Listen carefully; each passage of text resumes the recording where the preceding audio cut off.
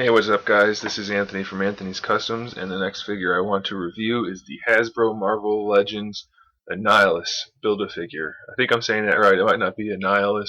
I'm pretty sure that's how it's spelled though. Kind of a good figure, kind of a bad figure, all at the same time.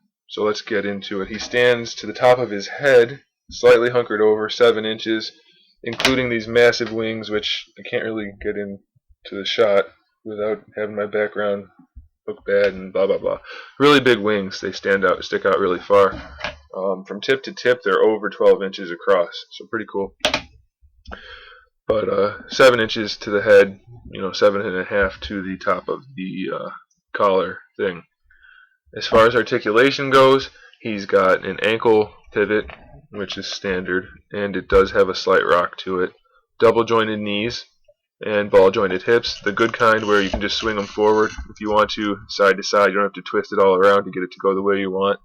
An ab crunch, which is kind of weird looking. It's painted poorly and it's sculpted poorly, but it does have the ab crunch.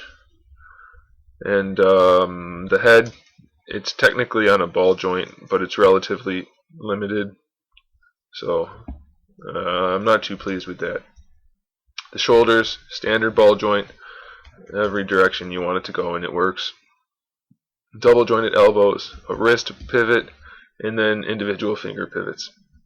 The wings are just kind of like Dragon Man, just a ball, old school ball and socket joint, which isn't painted well either. One of the weirdest things about this figure is his left leg, as you can see, goes perfectly straight, no problems. His right leg is sculpted so that it can't go any straighter than that.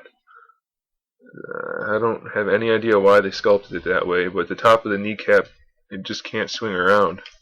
And I don't get that. I find that very strange. It only has 1 click worth of movement there, so really weird. Ankles have a large range of motion, so that's pretty good. But hip joints are great. They don't stand out too much because of the way they're recessed in, but they still provide a good range of motion, so I like that. As I said, this is really weird, this joint here. And the rest is okay though, aside from the head. The sculpt is really nice on this guy. He's got scales and armor and all kinds of stuff going on. Shoulder pads are all spiky. Face has a lot of detail in the sculpt. Get in nice and tight on that. Get it into focus. Where's the focus? Good enough. Pretty cool looking. The wings have a lot of detail as well, sculpt wise, but there's very little paint on them. They're just shaded here and there, so could be a lot better. The body, all the purple is like, I don't know, it doesn't look very good. It's there's lots of pink coming through, lots of that tan color that they used, that the plastic was here, as you can see on the wrist.